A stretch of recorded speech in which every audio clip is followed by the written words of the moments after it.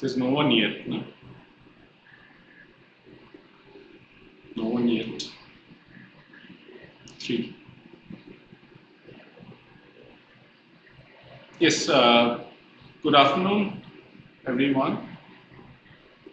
So this is again a live session, the second live session organized for this advanced quantum mechanics with applications.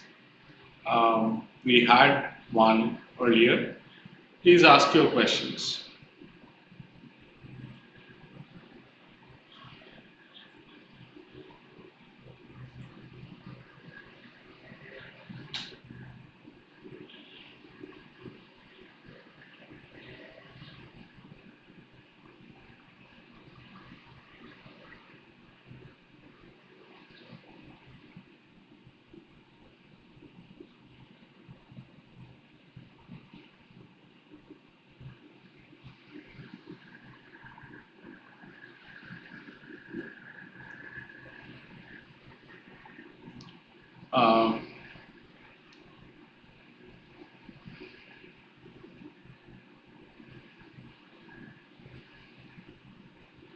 Rahul, I have received this complaint earlier. I do not have a solution because this was earlier, this problem didn't occur. Um, Let me talk to the people concerned, and if we can delay the submission, um, that will be helpful for you.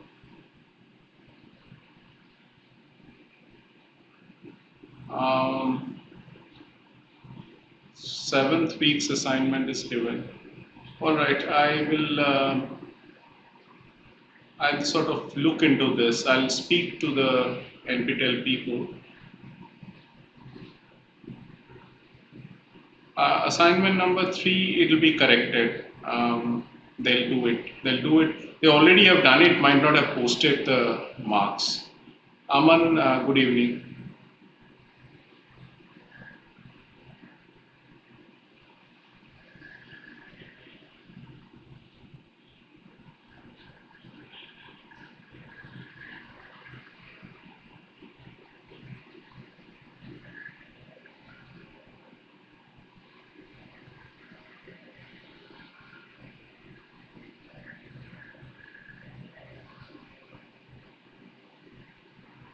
Week number 3 and 5, they have all been corrected so far. I know the TAs have worked on that, and they might not have posted the marks which I'll ask them to divide.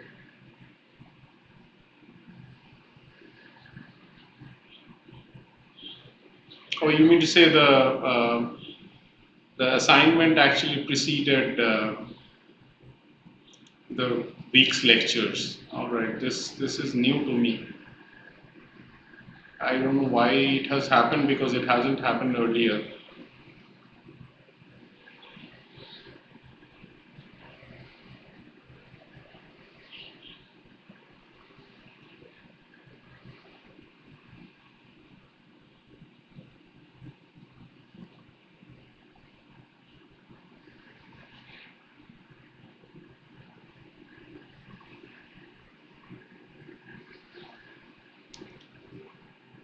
More importantly, please use this time to ask for your conceptual questions, more like the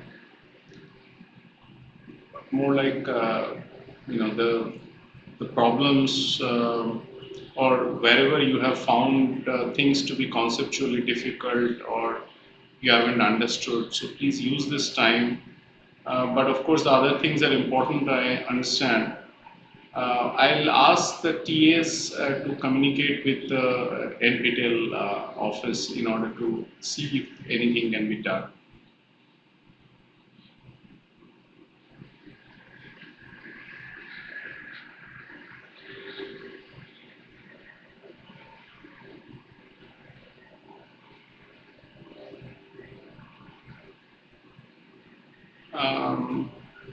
Question 2 of assignment 6 is little confusing because we are asked to calculate the first and second order Stark effect using variational principle. Why is that confusing? For variational principle, you have to write down a variational wave function. So you speculate that wave function and calculate the first and second order Stark effect.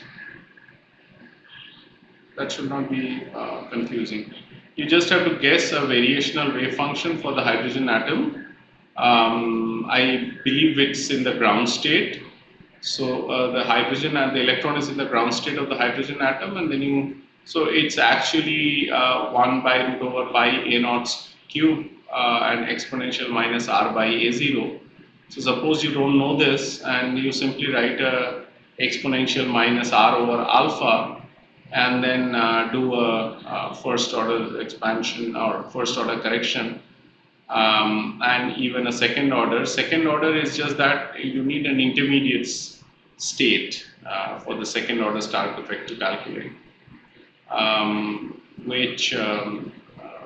so you need a first excited state as well. That is what the question is probably.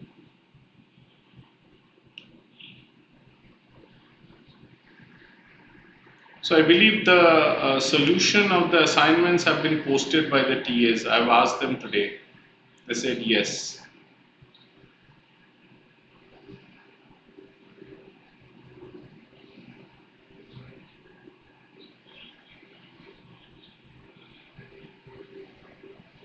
Sundar, what potential Z direction of EF plus R, what, in which context are you asking? And what is EF?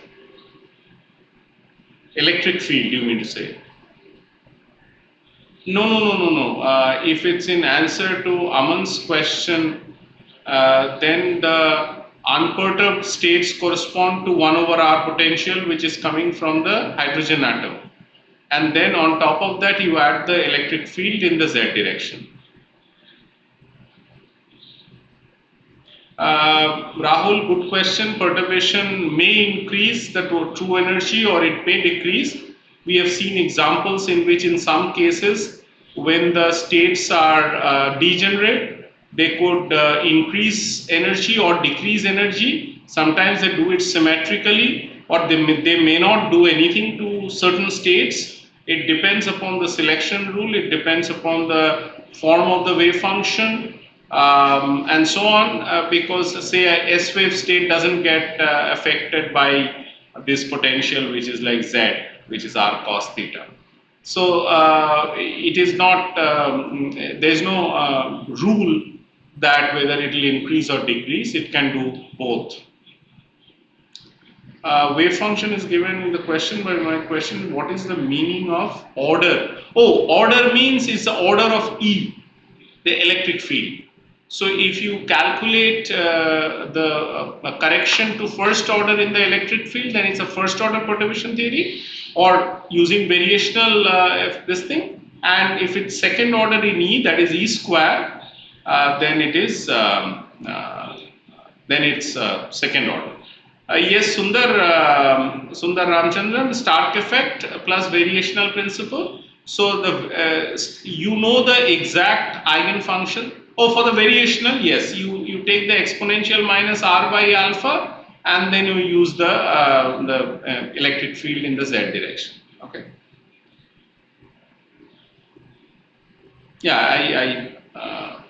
I understand your question. Yes.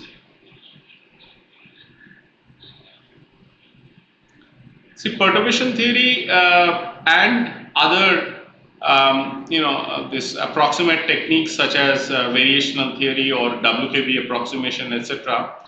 They are not exact solutions, but then you cannot solve the problem exactly.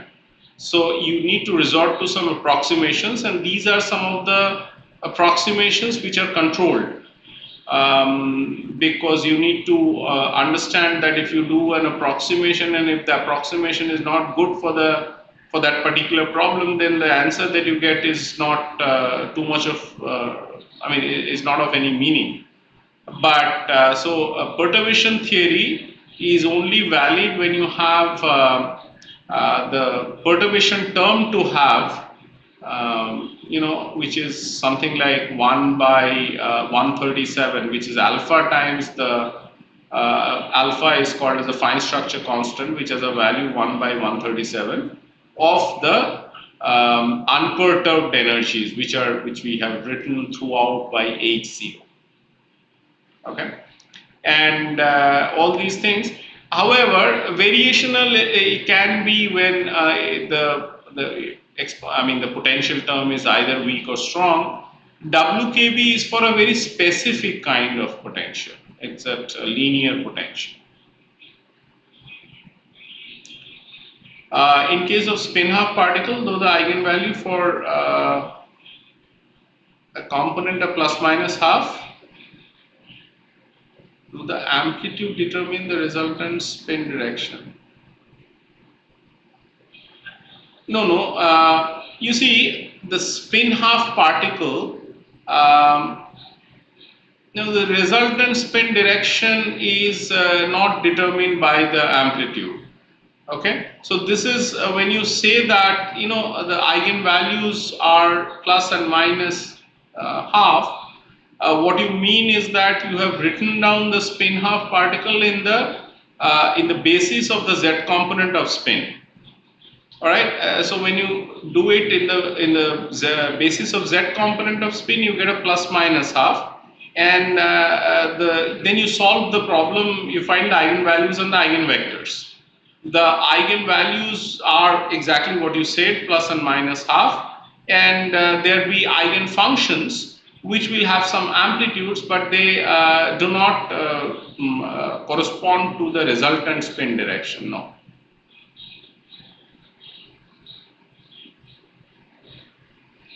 You can write down all these spin matrices, either spin half or spin 1, in any basis. That is, either it can be x, y, or z, or even pointing in an arbitrary direction, which is n cap.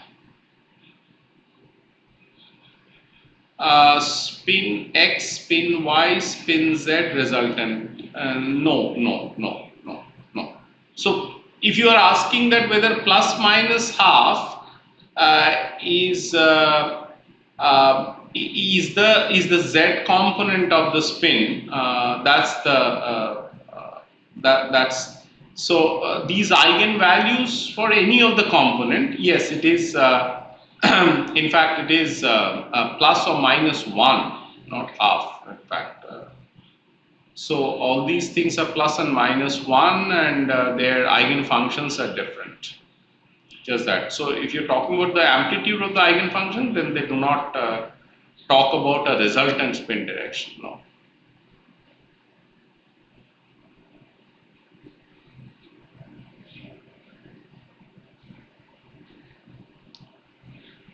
We should connect it out.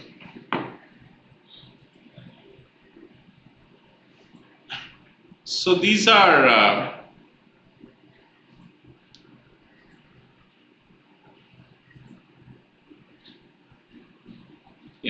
So these are, so these are sigma x is equal to 0, 1, 1, 0, sigma this x. So sigma y is equal to 0 minus I 0. Sigma z equal to 1, 0, 0, minus 1. So if you diagonalize them, you get a plus minus 1, and then things have different eigenfunctions, and so eigenfunctions, if you normalize, they'll have different eigenvalues. But this plus and minus one, they do not talk about any specific direction. So these are spin half, and the same thing holds for spin 1. But the only thing that you should remember is that when you write a matrix, you need a basis.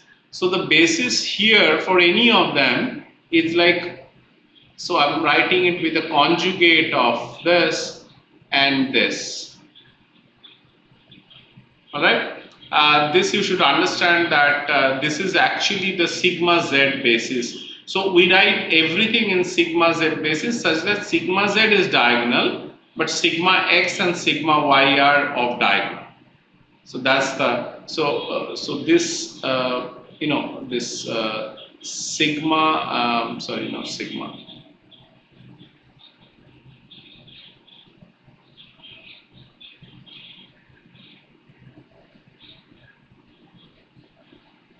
All right, so this one, so this is your up, and then sigma x is equal to 0, and so on and so forth. So that's what I mean by the basis.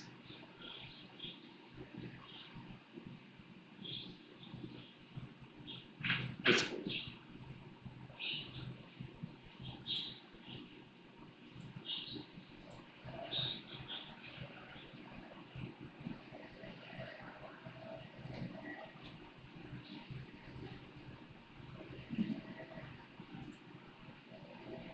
Let's see.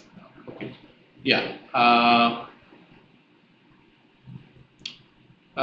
Can we make measurement of an entangled state to know about the state hypothetically in another universe?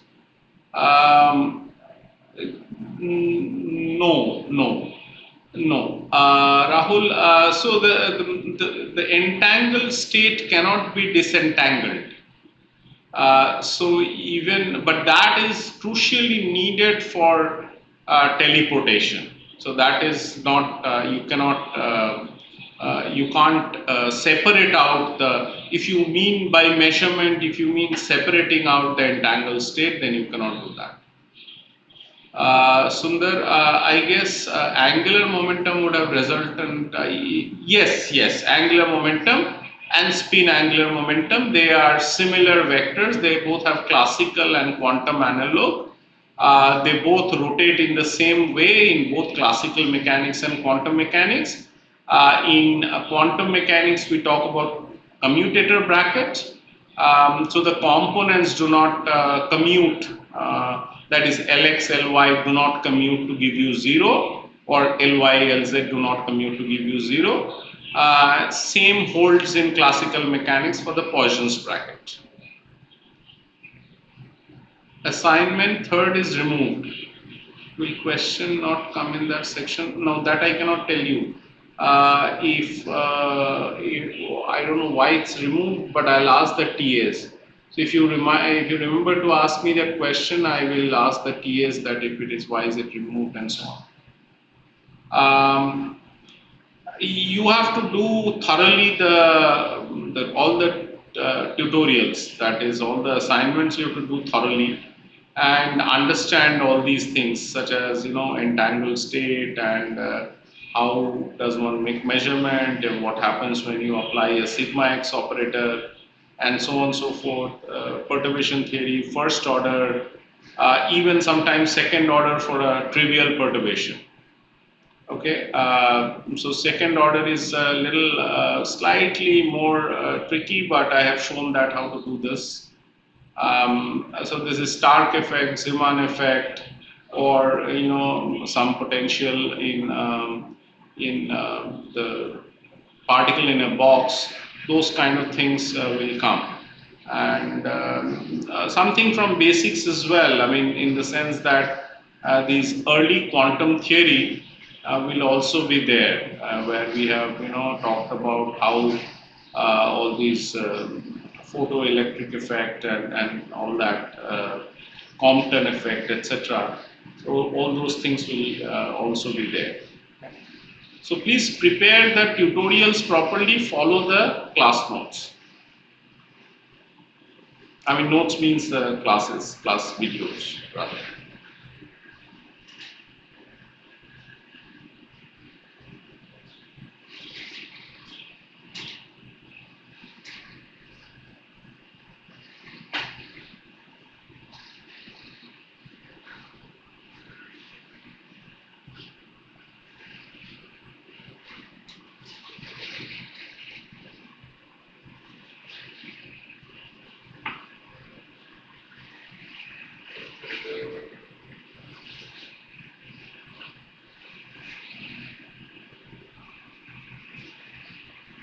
Thank you.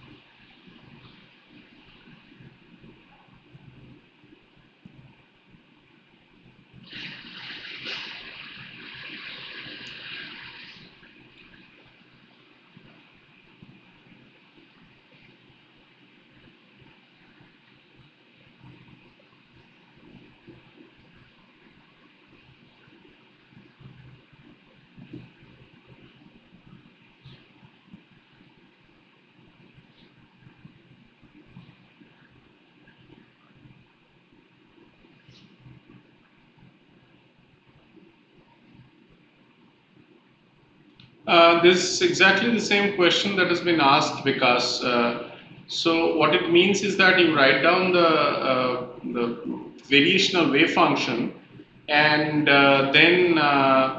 so this is a little tricky, because you have to make a when I talk about the second order. This means that you have to also write down the variational state for the first excited state of the hydrogen atom. This is why you're not getting it. Okay. So first order I think is clear, but the second order is a little tricky. That's why the problem is not so straightforward. Wait for the TS to post the solution. You'll see that what I have done is I'll write down the solution for a variational wave function for the first excited state, and that's what you have to do. Here you cannot use the usual second order expression to get the correction. So this is a difficult thing, slightly difficult.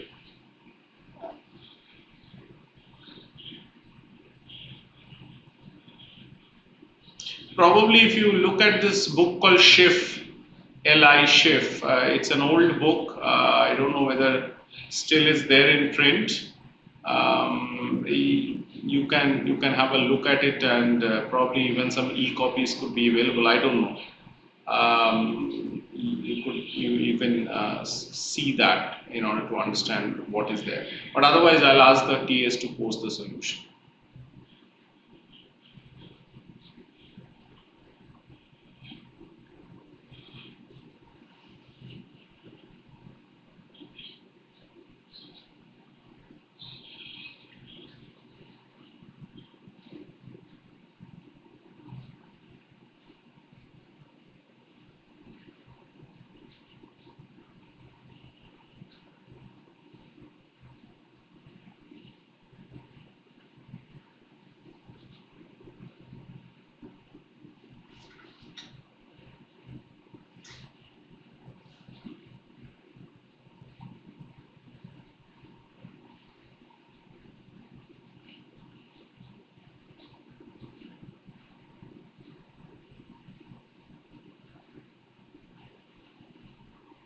Even in the ground state, if we introduce cos theta term in the wave function, I guess we have to introduce Laplacian for theta 2.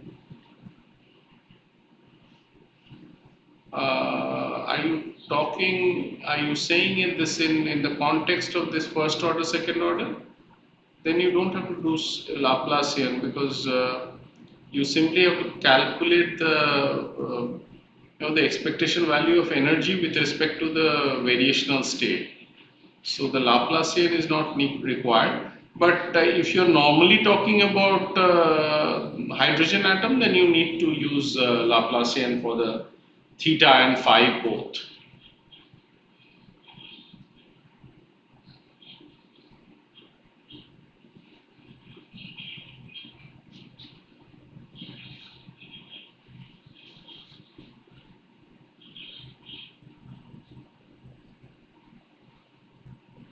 Yeah, that's right.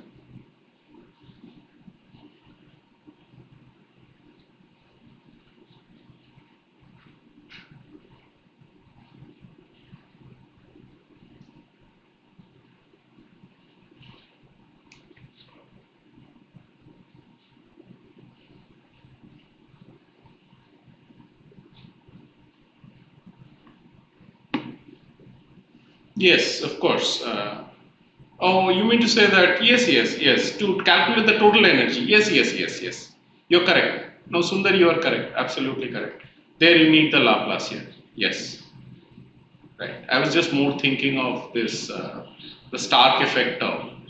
Yes, you have the kinetic energy, and the kinetic energy involves Laplacian. Yes. Phi term, yes, you can neglect because I mean you should not neglect that phi term. The phi term would be there, but that part would eventually give you one because you have that is normalized. So if you want without the phi term, that's fine because the other term, which is the Stark effect term, doesn't have phi. It has only theta and r. So it's Z, which is R and cos theta. Yes, you're correct. That's right.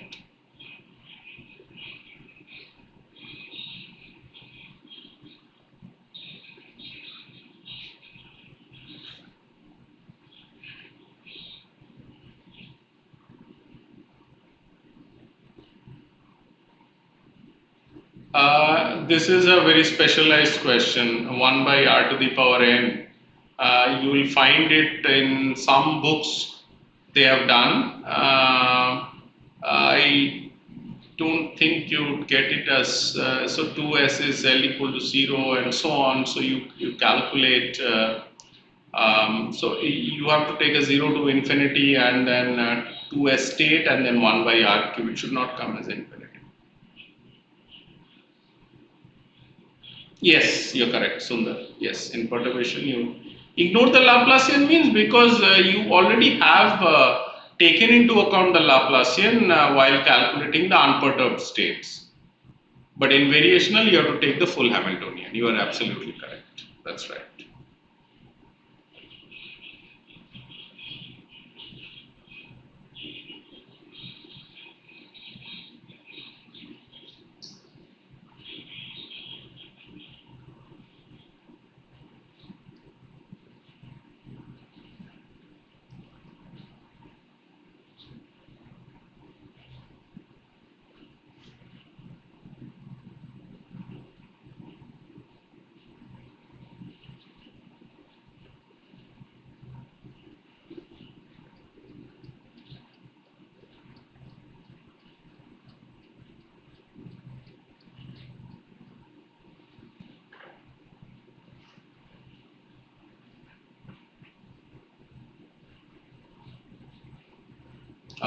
What do you understand by reference tables? Some integral. If it's some integrals or some result of some integration, that will be given.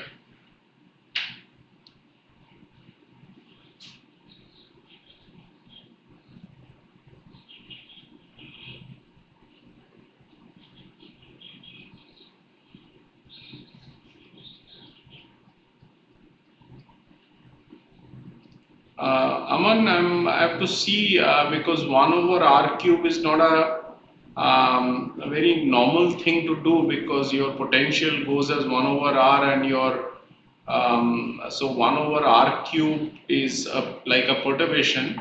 So your 2s term probably has some r into some, it's basically the log-wire polynomial multiplied by r exponential minus r by a0. The first, I mean L1, and then you have 1 by r cube, and then you again have that r, and then you have r squared dr. I think it will be because of the exponential. It should be. It should not give you diverging term.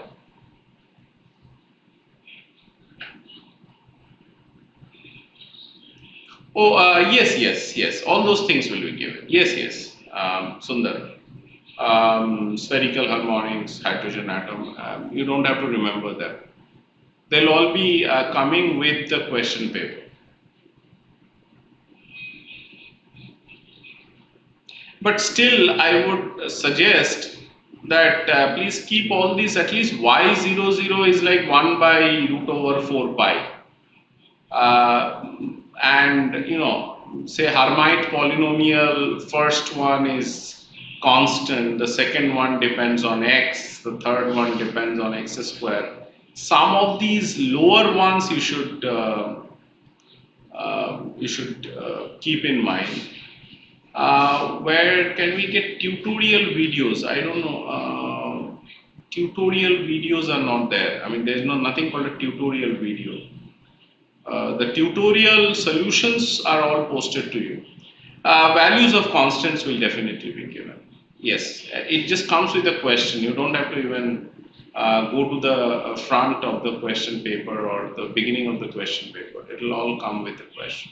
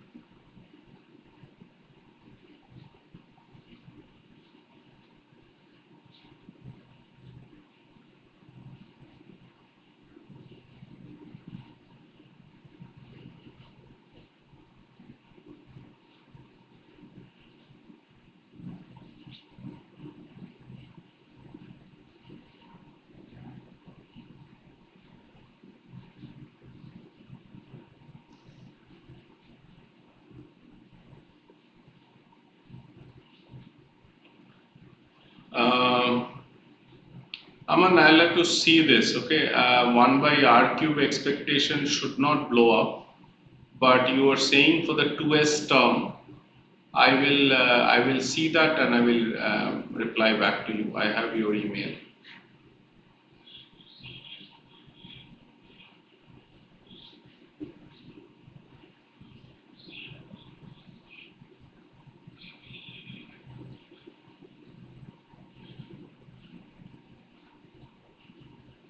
So why I'm saying that it should not is because you have a r square in the integral, and there's a 1 over r cube, but then the 2s state also has some r contribution. So that should kill, and you get a gamma function integral. But I'll have to see this.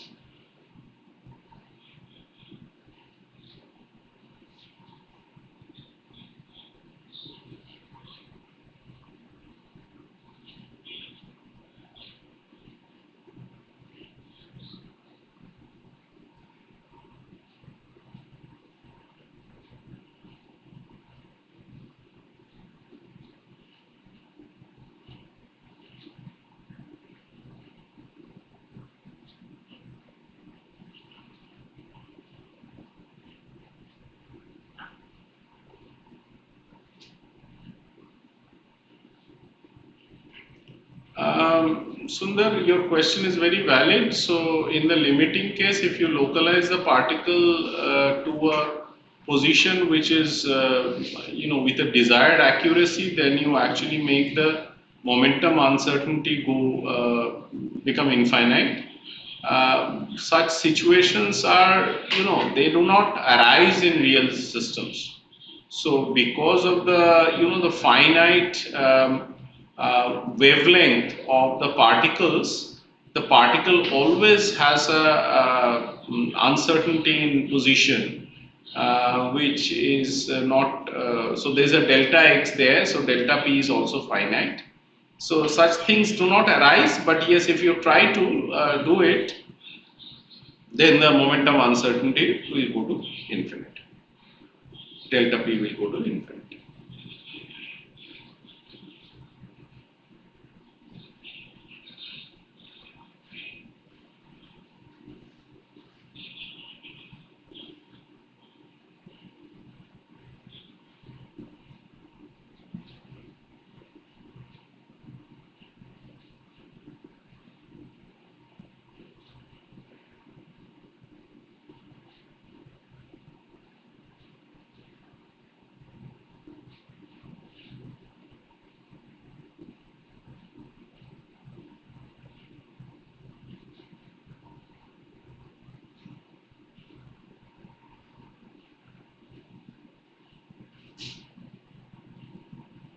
Yeah, so what about squeeze states?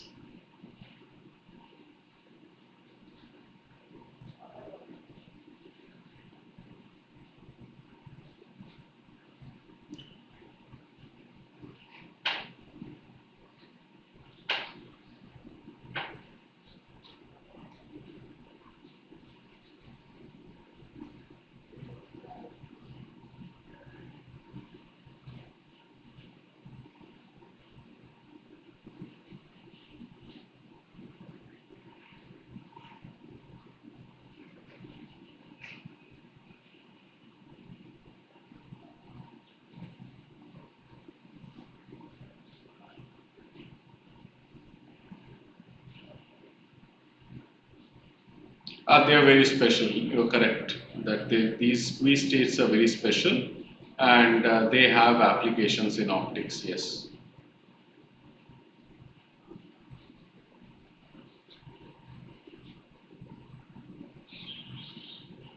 Aman, alpha is a variational parameter. You should not assume alpha to be smaller than 1. Then, of course, you're not doing justice to the variational wave function. Okay, so your alpha is simply a parameter, it can be anything.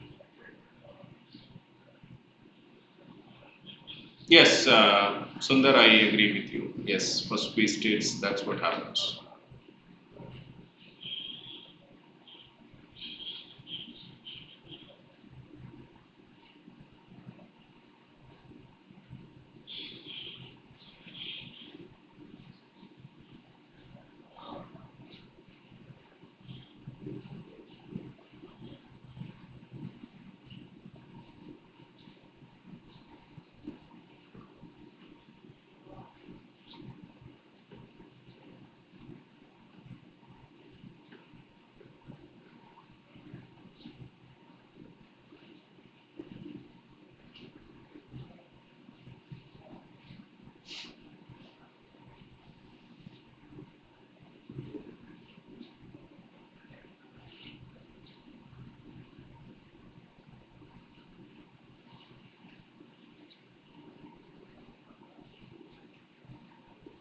In a variational, you're not allowed to do that. I am failing to understand what is alpha divided by plus alpha whole cube, which is 1 over alpha square.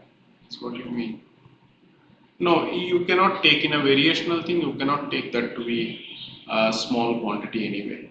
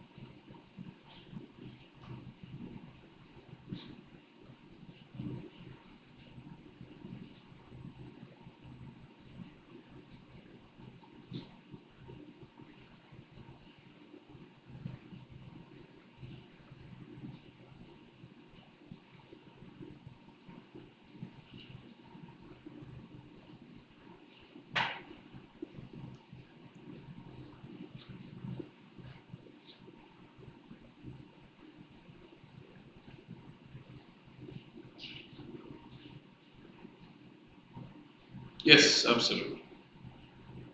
Yes, you don't have to, Sundar, you don't have to do that, they're already normalized, yes. You don't have to use the chi square average, chi square integral dv equal to 1, they're already normalized. Alpha plus 1 plus alpha whole cube. Alpha divided by 1 plus alpha whole cube.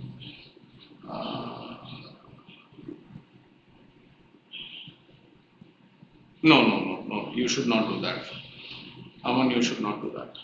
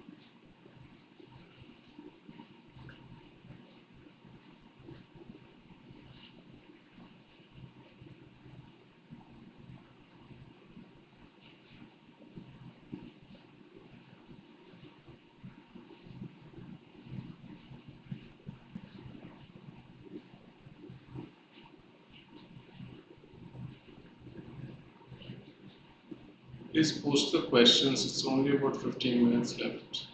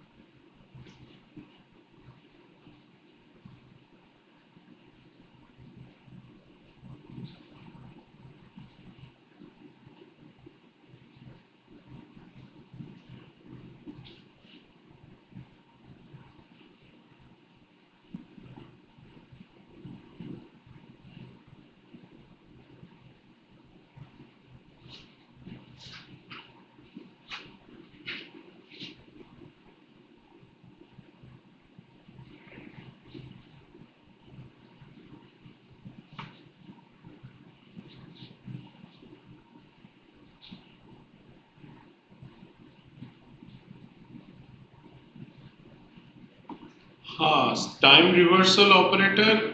See, the point is the time reversal operator, there's nothing called time reversal. So it's basically the particle going in the opposite direction. That is what is called as time reversal. And then there are some symmetries, symmetries such as, something like translational symmetry. So if you are translating a system by some vector, and if the physics remains invariant, then you call it a translational symmetry. And if that happens, then there's some quantity that remains invariant, some physical quantity that remains invariant and would denote the constant of motion. So in this case, the constant of motion is the momentum. All right. Then for time, if the Hamiltonian does not explicitly depend on time, then energy is a conserved quantity.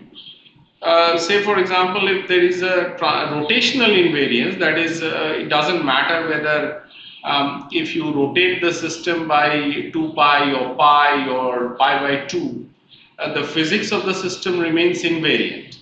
So then it is called a rotationally invariant system, in which case the angular momentum remains conserved, which means that LH commutated equal to 0 or dl dt also vanishes. So dl dt equal to 0, which means torque is equal to 0 and things like that. So these are the points about symmetry. So when the system has certain symmetries, that means that some physical quantity remains conserved, and then you can write down the common eigenfunction. So you don't need to solve the Hamiltonian. Maybe you have already solved the other physical problem, and that's how you say that.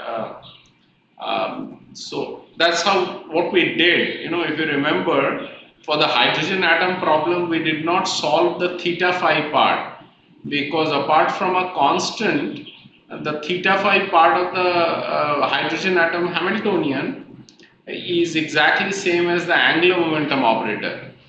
Okay, L square, rather, square of the angular momentum operator, whose these things are like YLM functions, which are spherical harmonics.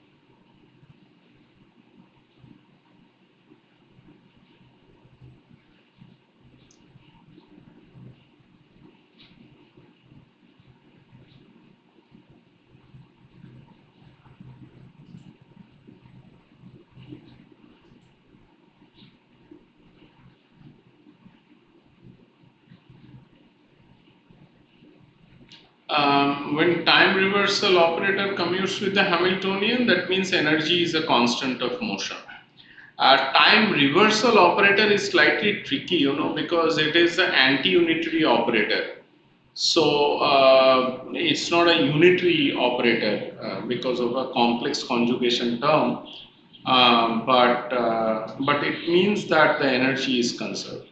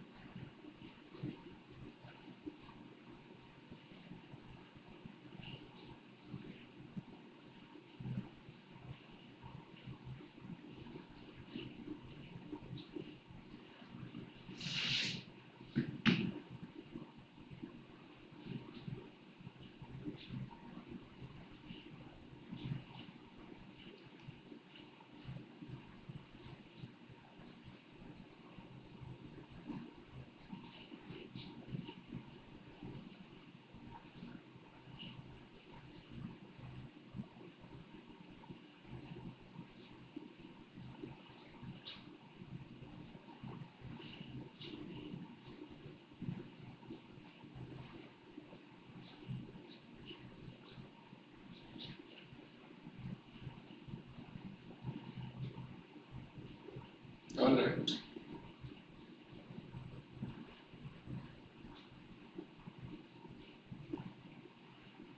Thank you.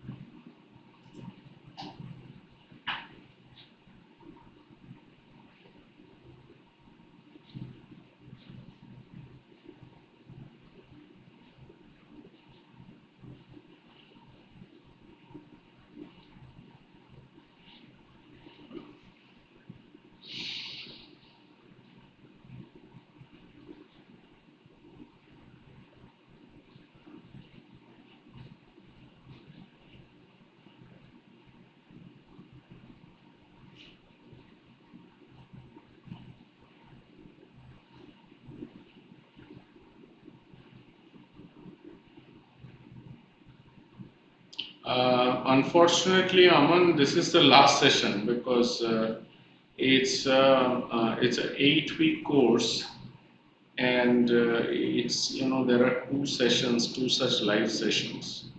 But you can post your queries to me or in that portal. That also will get answered.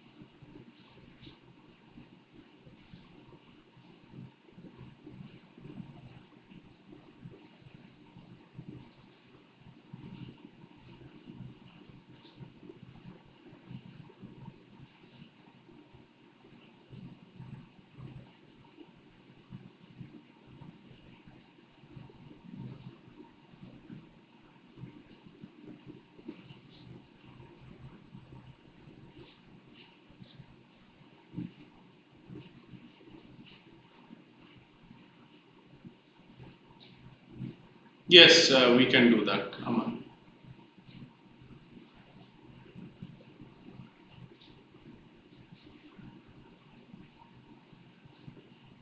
Before that, you post all your questions, we can have a meet.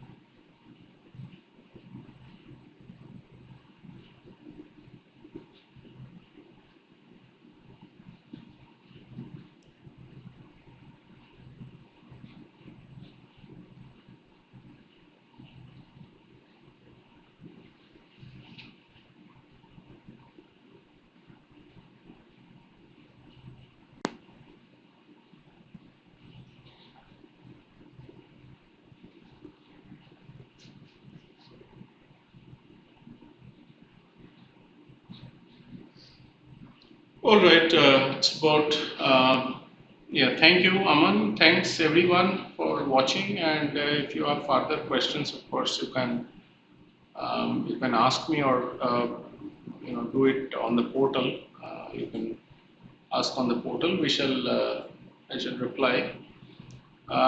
Not much, but there are, of course, it's a difficult course, as it says, it's an advanced quantum mechanics. So there'll be some advanced level questions as well, but there'll be some easier questions for you to attempt and solve completely, fully, okay, so that you do well in the final exam, right? I believe there are no more questions, so we'll hang up now. Thank you very much for your attention and watching this live session. All the best for your exams, final exam.